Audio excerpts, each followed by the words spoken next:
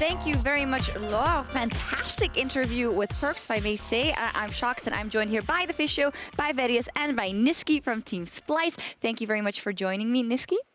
No worries. No worries. A bit of a rough week, obviously, for Splyce. We just heard from Perks was a better week. What would you say in general over the 2 days did not work out yet for Splyce? I think we didn't figure out the meta like at the highest level. Like we kind of know what to play and like against what we're like supposed to play and stuff like that. But I think we just have like some issues and like we cannot like I don't know. I mean, I think we played pretty good this game, for example, but we couldn't close out the game, and that's just small mistakes that makes us not a great team right now, I would say. It also looks like G2 is just really strong, it seems, currently. It's not that they have figured out the meta per se, but they seem to have found champions that work for them. To me, it feels like that this is one of the perfect metas for G2, not only because it enables Hjanen and Wadid to be creative in terms of the individuals that they are, and they're finding a lot of success with it, but they were our best early game team from the spring split, and this is a meta that's focused on finding early advantages, playing through your star players, and then utilizing on the early advantages to then snowball the game. And while this wasn't all about early playmaking, I feel like what we have seen from them is that they're willing to be creative, they're willing to be proactive, and they're finding a lot of success with it. Bad G2 meta is when Perks is on supportive mid laners and Hjanen is on the hyper carry. Great G2 metas is when Hjanen is not on the hyper carry but on Heimerdinger. From all things. And Perks is on the big carry. Like, you literally cannot ask for more of your G2 esports and how your team is built. So if we apply that logic then to Splyce, what exactly is not how you would like to play?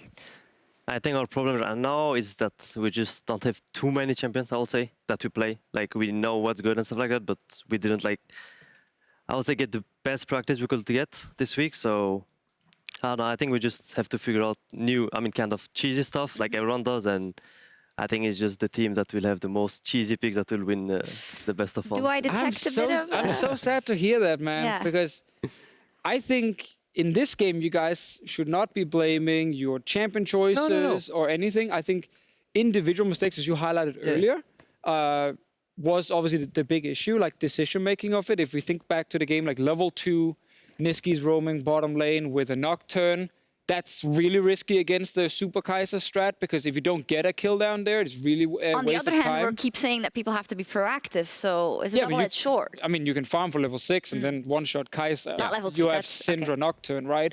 But the first Nocturne ult is used top lane on a stopwatch Heimerdinger. So that's a wasted ulti that almost actually resulted in more advantages for G2. And then Perks goes top, he's proactive, he gets the first kill on Odoamne. And like, those kind of things where then the draft kind of falls apart a little bit. It gets a lot harder to play, because once you go late game against the Kaiser one, it's pretty doomed. Yeah, it's doomed. But they had all the tools to win before that. So I liked your draft. I liked the champion choices you had. But yeah, individual play or decisions as a team backfired. Yeah, small mistakes that leads into big mistakes, and then we try to like avoid. I mean, like once you make a mistake, you like make less plays, and then you're like passive, and then they just take the game over. And, So do you think a couple of things also have to do with the fact that you're now just back, you're just back with scrimming so intensely, back on stage in the first time, that in combination with a patch, and you say it's a Heimerdinger stopwatch. Now, that's not necessarily something that you would have prepared against either. Is it a combination of factors for you guys? I'm not sure. I mean, from my part, it's more like, in the beginning of the last season, last split, we were also playing a bit passive, I would say. So I think we just gotta play more aggro and like have more, I'm not sure, like more initiative. I just felt like we were playing like a lot just reactively, and I think that's our problem right now.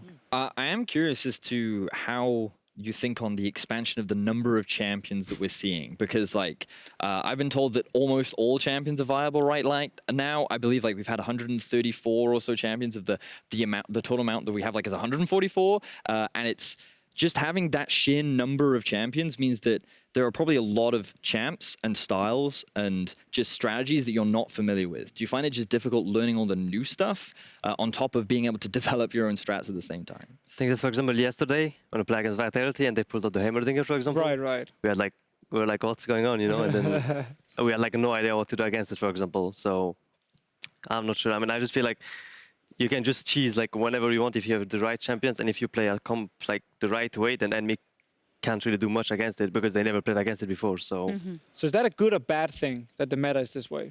I think it depends on the teams, because some teams are like good about it, like they they have a lot of new picks and stuff. For example, I think Fnatic, even though I won't say they're the greatest team right now, but I mean, I think they have, like, for example, a lot of potential with, like, new picks, and, like, they play anything, you know. So, for example, for them it's good. For G2, I think it's good as well. But, for example, for teams like Unicorn or things like that, I don't think it's great, because even though they play new champions, I don't think they can, like, play that perfect of a game. So, yeah, I mean, it just depends on the team, I think. Alrighty, well, we'll get to talk a bit more about the meta in just a second. I do want to take a look at the standings after the 2 first days of play, because Vitality is reigning supreme together with G2 Esports, Misfits Gaming, and the rest is in the middle of the pack. Obviously, we can't say too much, but are the teams G2 Esports, Misfits Gaming, and Team Vitality, are they the best in Europe, or are they the best on the patch right now? What is it? Best? I mean, both, I guess. If you take away the patch, is this still the strongest teams in Europe?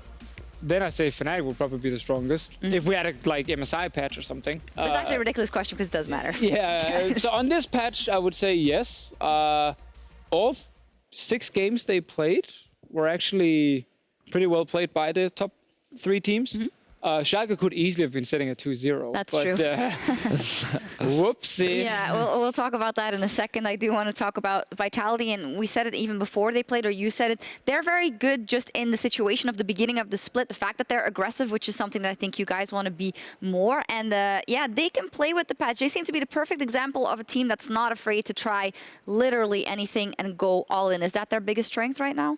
Yeah, I mean, I think the biggest thing about Vitality is that they don't care if they make any mistakes, you know, like they just try whatever, and if it works, then it works. If it doesn't, then they just lose the game, for example.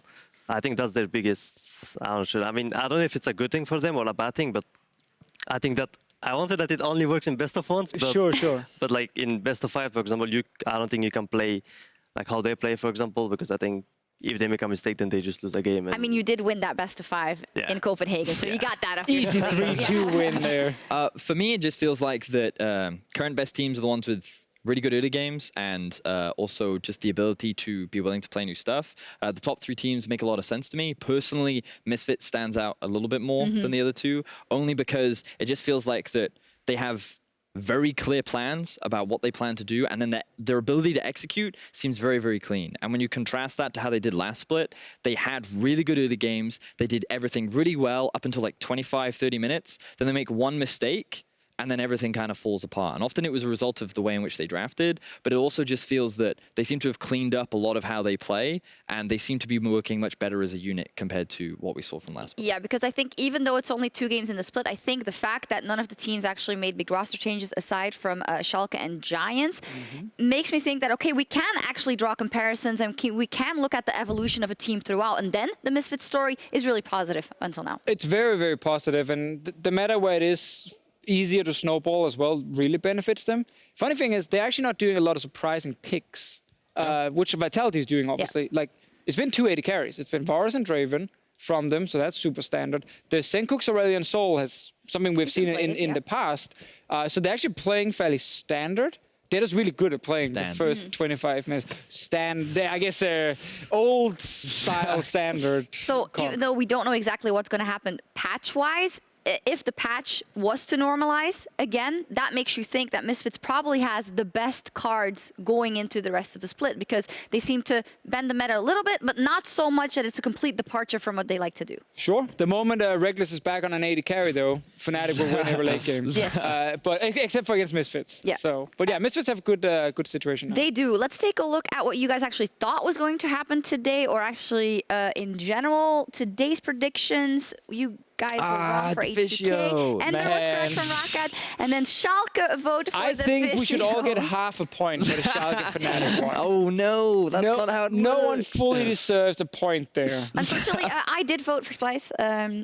But yeah, Deficio and Vedius and the fans voted for G2 Esports, so that's unlucky. I want to know who's actually #1 currently. It's Ender. Ender because he went 5 for 5 today. Yes, he got all 5. Yes, he had So Rockat he is and 1 point in the lead. he also. But it's a long split, and what we know, Deficio took start is first place literally in the final. Yeah. That is when he took it from me. So And most of the regular season. And most of the regular season. I think Deficio was the superior analyst, but for now it is Ender, so we'll see how that evolves. Who's Ender? The guy coming to replace you, Deficio. You feel Bring you're in a bit the shaky. You're scared, aren't you? I'm very scared. Feeling the pressure. Very scared. Well, you should be scared because we asked the fans to send in questions. And they took Ender. No, we asked the fans to send in questions for you guys with the hashtag #PingTheLobby. Let's take a look. The first one from @Marco89241 who asked, how do pros approach such volatile patches and come up with quirky and innovative picks and strats? I think we started delving into that already. Nisqy, you said, well, it's pretty hard. Yeah, we asked the wrong player. I mean, it's not that easy to like find what's good, you know. Like you just play solo queue, and then if you see like someone is going great on a champion, then you try it yourself, and then either you like it or you don't. And then, it's not that I like. Imagine I like Aatrox mid, for example. It's like it's hard to like play around it, for example. You know, I mean, I don't know. For me, it's just really hard. Like even though you know what champions to play, it's just hard to play the game. Like for example, G2 today, like they knew what to do perfectly, but like Fnatic, for example, they don't really know like how to play the strategy. You know? I mean, that's how I feel. I know some teams have the approach that if a player comes in and says, I want to play Aatrox mid lane, they're very open, being like, yes, let's go for it. Where other teams are very like, oh, you got to explain this one, otherwise we will not waste time doing it. I wonder what Splice is doing there. I mean, we played some weird stuff in jungle, so once Xerxes comes and he says like, I don't know, like a random pick, then Peter's like, yeah, sure, you know, and then even if he ints, it's fine because, I mean, scrims are to try stuff anyway, so. Nah, Deficio doesn't hear you. Like, No. Okay, you can try new things in scrims, you just got to play serious. Okay. Don't troll around. All right, we talked already about maybe some strategies are great for some teams, not for others. Yeah. The next question is from Vayar Staneva, who tweeted, how in the worldly world do you win a game like the one Fnatic won today? And I think it's particularly interesting to freshen up. They did the funnel strategy. They had the Kai'Sa again on caps in the mid lane. They had a jungle bot in Braum, basically, and Broxa, who was just there to help the Kai'Sa get ahead. And you guys had a bit of a discussion. You said, well, it's okay to fall behind because just tell me what your opinion was. So I personally believe that if you're running the funnel strat, there's little responsibility on you to do a huge amount. I believe that your core goal is to play safe and farm, because you know that once the Kai'Sa, for example, hits level 16, you're almost guaranteed with this comp to win every single fight, right? I think the big flaw with Fnatic's draft is that they give too many lanes away. I think it's too easy for many teams to find early advantages and be proactive, but I feel like that with the funnel strat, there is responsibility on the opposition to be proactive. They have to be the ones looking for ganks, being aggressive, trying to find players as often as possible. And I feel like that with the draft that Splice had, it is a good comp to enable to do that. Unfortunately, it wasn't successful. But with Fnatic's draft, it's a lot easier because of how many supports they put on the map and how much freedom you have. But in my eyes, I feel like that the funnel strat itself is just very much like you play on the back foot, and there's not a lot of responsibility on you to actually be proactive. I think my concern with the Fnatic way of playing it is, even if your goal is not to be proactive, you can't play the game like that. You literally just lose everything. Because the enemy team can just say, good, fine, we go bot lane then. Oh, we took your bot tower. Let's go top. Oh, that's your top tower. And then what's always happening, except for this one game, is you hit 20 minutes. I have taken 6 turrets from you because you don't do anything. You're not proactive. I have your entire jungle is mine, effectively. I put a ward on my Baron. I start the Baron. Kai'Sa shows up just with a Rage Blade at this point. And unless she literally wins that fight on her own, even though she's against a lot of odds, you lose the game. What ended up happening in the Schalke game was that they forgot Baron even existed. It was a thing. And they literally ran to an Infernal Drake having no setup with 5 people alive, and Fnatic rushes a Baron down. So that's why I think you can't play the game if you don't have anywhere or any way to be proactive. And I think the G2 way of playing the strategy made a lot more sense, where while there were some good lanes for Splice against it, at least like a Heimerdinger and an Aatrox can actually do something on the map, and Perks found good ways with Jankos to actually move from the mid lane and get some kills on the other side. So I really dislike the all supports, let's just sit back kind of way. It was made worse because Singed messed up so bad in level 1. That was not supposed to happen.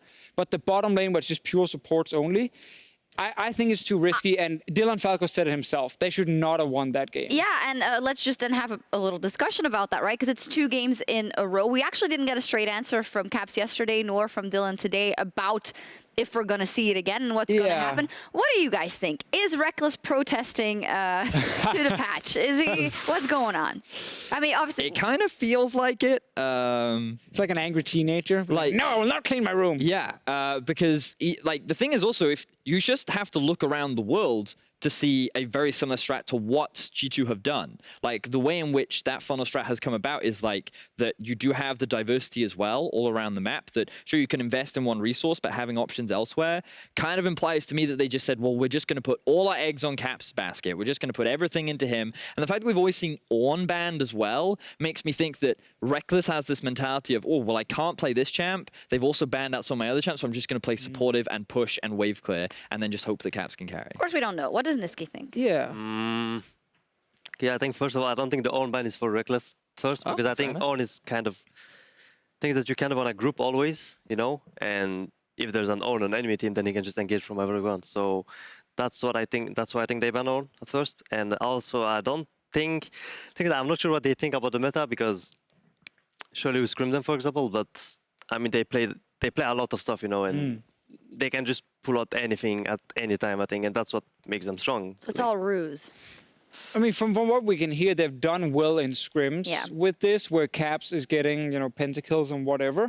So what I assume was just after yesterday, they said, guys, we messed up in the early game. We won't do that again.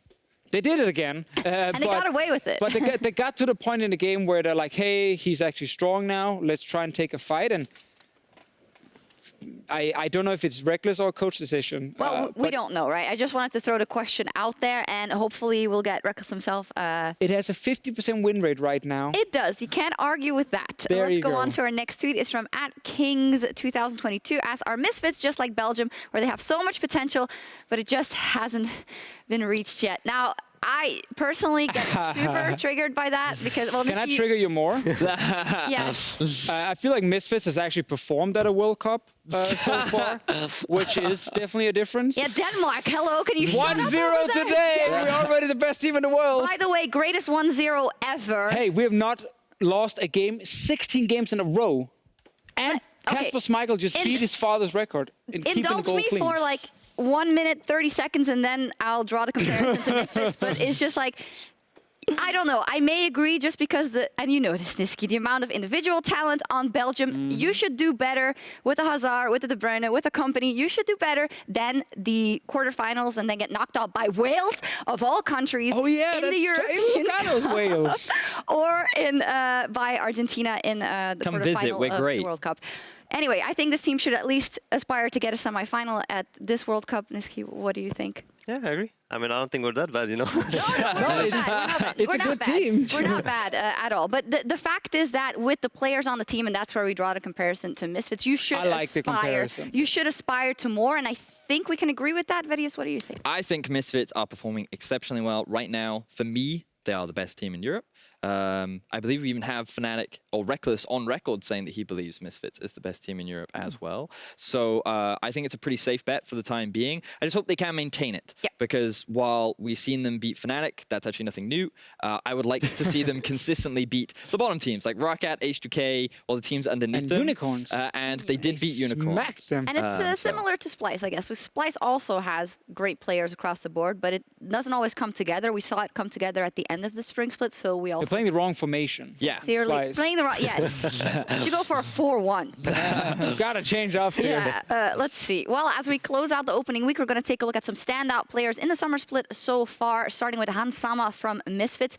There's no two ways about it. I think Hans Sama has been incredibly good on the Draven and on the Varus today, and these are his stats. Ooh. Number one, he says it himself. Great stuff, and when Misfits is doing well, usually this guy's also doing well, so...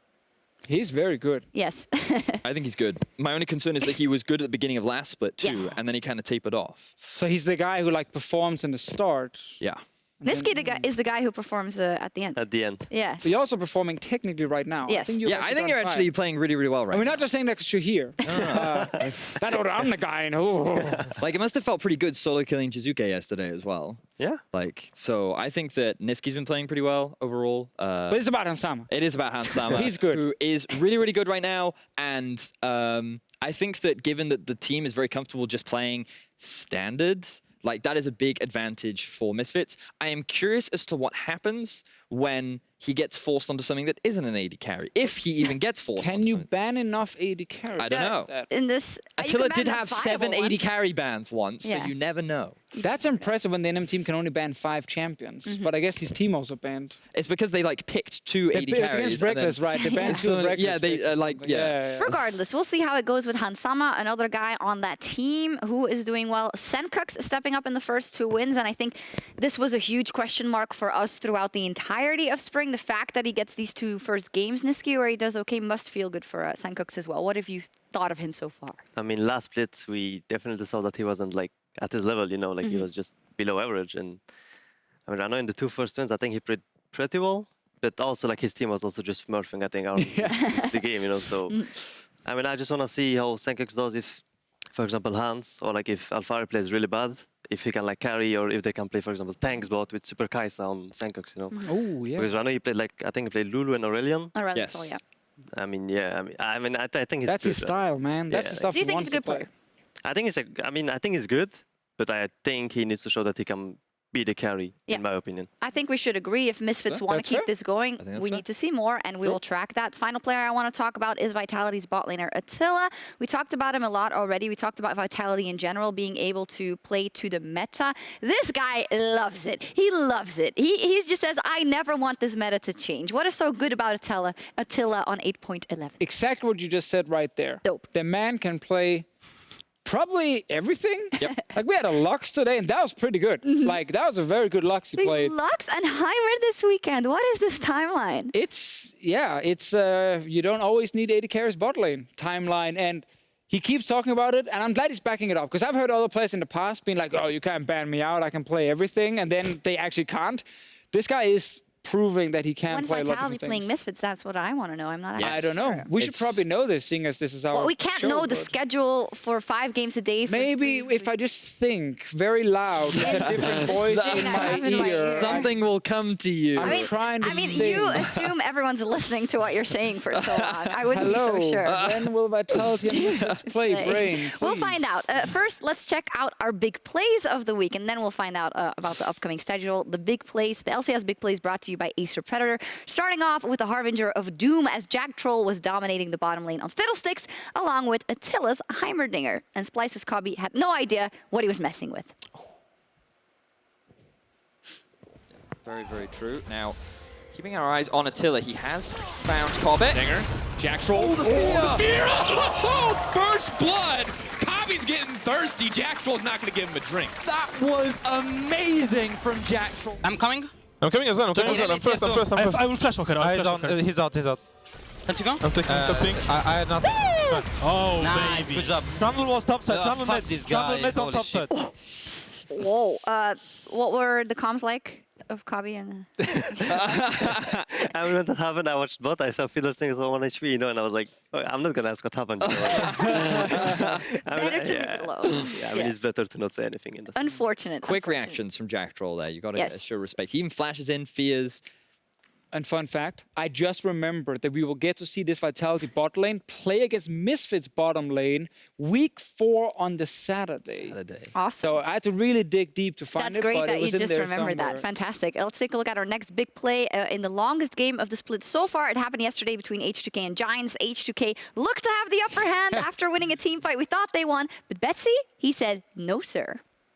Now he's running, and he's going to get taken down. As Selfie manages to grab that one, Ruin will knock him down under the tower, and we'll get a kill back, courtesy of that Sun Disc. So at least Oh, look at the base, look at the base! Oh, no. This is how No it's going way! to end. Betsy! buying time. Oh my god, he's gonna do He's it! going to do it. The game is going to end. Are you kidding me? Giants! Late game king, baby! Call it cheese, call it what you want, but that's a win in the end. What the hell just happened? We were paused. Betsy just We were ran for paused. the base! Fantastic. Steelback jumping up there, really savoring that victory. Props to him as well. Yeah. I think it was really dumb we nerfed Nexus turrets. They lost like 1,000 HP each. He took 5 hits to kill a Nexus turret. That was a lot. Anyway, it was a good Also, play. there was a change as well to mages now, because like your auto Even more attacks as well, damage. so AP. So Azir late game actually takes out No, very I fast. think that It is was a good play. But what? mastery in patch knowledge from. Oh, yeah, I But don't also, say it was a bad but like play. credit to Betsy as well, because Yeah, the yeah. moment the fight started, he started running. He was I like, like "I'm that. out." So then it was smart decision making. It was good, but man, those turrets, they died too quick. They fall over. Final big play, Hansama, he pulled out a signature Draven for our match of the week against Fnatic. The French AD carry completely took over the game, leading his team to a big victory. Still only sitting at level 5. You need that Cosmic Radiance. You need the extra safety the Kai'Sa can play. Oh, baby! Just diving the tower! Reckless can't help his supporter, can't help himself. Hansama vying to be the best AD carry in the EU LCS. And I can be more useful than him in the early game. And he's been that, and that's top lane kill. Once again! Mickey lands the binding. Hansama gets his 3rd kill of the game.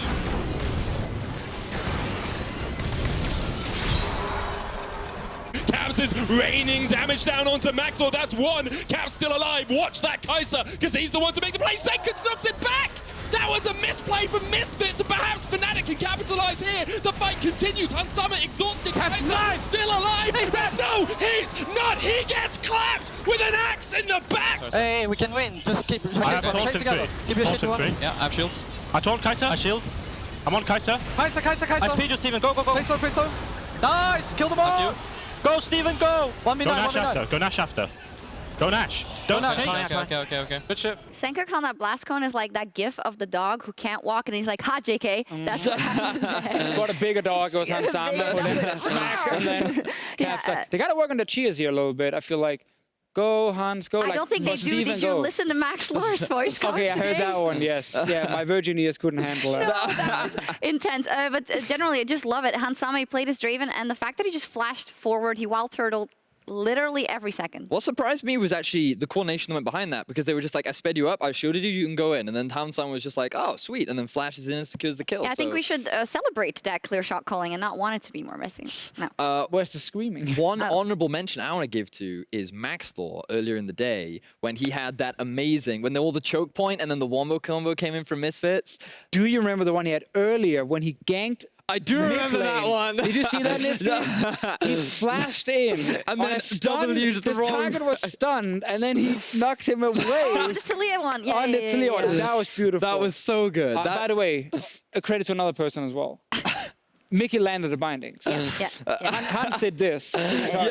Mickey did land the Yeah, bindings. it's always a team effort. We need to build some people here. Hansama was great. Hansama is so good. I love it about the junglers playing Talia. I think Perks also had a tweet that was like, I hate watching Yankos I play hate Talia. play Talia. Like, does every spell in the wrong direction. Yeah, it's interesting. It's very interesting. Yeah. Hansama getting a lot of praise. I believe there was a bit of a meme in the O Gaming broadcast where it was like Team Nisqy or Team Hansama. Yeah. Yeah, right now it's definitely Team Hansama. I mean, right now, yeah, but I don't know. I think we play them next week, so Oh, good to. next week's gonna be Team Nisqy. Yeah. Are you sure based on this week? Yeah. I think we'll get them. All right. I Yeah, hope let's so. take a look. Like, do you think now with another week we'll see another splice? Yeah, definitely. Okay, good. That's what I wanted to hear. Let's take a look at the schedule for next week. We will be back on Friday for week 2 and a new edition of our pre-game show, Ready Check. Ready Check is going to start 30 minutes before the first game. That is at 5:30 on Friday, starting at 6 with the picks and bans for Unicorns of Love versus Giants. Let's see what we've got. Unicorns of Love Giants. Obviously, Unicorns of Love still don't have a win. Vitality Rock at G2 Schalke, which is our match of the week. So can I get a quick round of predictions? For G2 Schalke? Yes. I would say 1,000% G2. I would say G2. Don't really trust Schalke right now. I think G2 as well. Okay, yeah. I will make a controversial prediction. Please. I think Rocket will beat Vitality next week. No, I don't think so. Well, if they play like they did today, Are you going to keep you want that to lock one? it in? I will. You got to Yes, shake my hand yes, here. yes. Lock it in. I will lock that one in. You lock that one I will in lock right it now. in. Cool. And I am not going to give my reasons why until next week. That's perfectly fine. I don't think we need the reason. That is the most reluctant lock-in I've ever. I guess it's on I camera. will lock so I that will in. You lock just it wanted to in. touch Nope, my hand. Rocket, though. I will lock that in. Rocket will be Vitality next I mean, week. today they were insane. I am done, by the way, making statements. All my tweets today have horribly backfired. My Fnatic tweet backfired completely. I tweeted Splice hard won the draft, which I still think they did, but then they lost, and then you get the classic, I feel so bad they for lost you. now. So I'm done with statements. Are you getting washed up, Deficio? Is that what's happening? Ender, I where feel are like you? I was right both times with what I tweeted, but they didn't work. Young blood coming in, getting the old guard. I'm blaming the teams. Yeah, we've also been talking for like, I guess, an hour. So let's take a look at what's in store in the NALCS. The summer split's coming up really, really soon. 100 Thieves versus Team Liquid. The very first matchup there. Definitely very hyped for that one. We'll also have a rebroadcast for the EU LCS following the action in the NALCS. So 100 Thieves or Team Liquid, lightning round. 100 Thieves. Oh, 100 Thieves.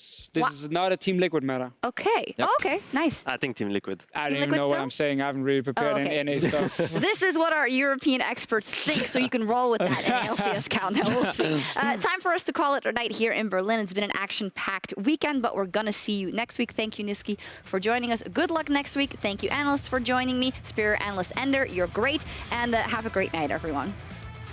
Good luck, Belgium. Bad day, man. I was wrong about everything. So I was Denmark right. won. Denmark won. Denmark did win. Nice. Good job. You won something. Yeah.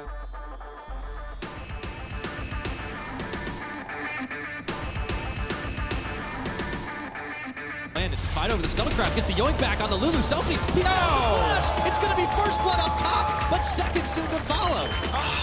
Oh my god, I'm surely. Just like that, two go down. Sjokz Paranoia tries to get a bit of a steal off, but it's not within lethal range, and Memento blows him away. And it looks like H2K are going to say goodnight on this game. I think we can fight. Yeah, we can.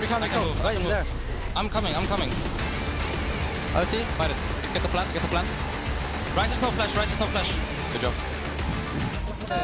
Nice!